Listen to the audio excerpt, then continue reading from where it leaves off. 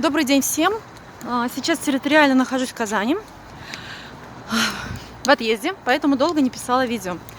У меня есть очень хорошая новая информация для всех тех, кто интересуется темой коронавируса и как в случае заражения избежать нехороших последствий. То есть перенести болезнь легко, быстро и восстановиться тоже, соответственно, быстрее. Потому что чем меньше повреждений вирус и последующие присоединившиеся инфекции оставят в организме, тем, естественно, организм быстрее восстановится, и выздоровление займет меньше времени.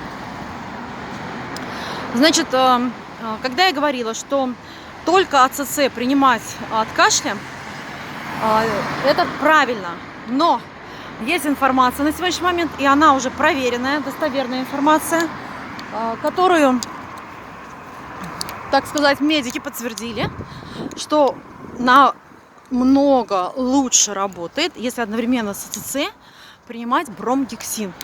Бромгексин, он действует по другому принципу, и он позволяет, если АЦЦ восстанавливает саму слизистые вот эти клетки, сами клетки, которые разрушаются коронавирусом, то бромгексин, он подтягивает туда те элементы, которые нужны для восстановления. И если вот эти препараты применять одномоментно, то есть и бромгексин, и АЦЦ, то эффект намного выше и быстрее. Поэтому желаю вам не болеть, пользуйтесь этой информацией, берегите себя, близких. В следующих видео запишу еще не менее интересную информацию на эту тему.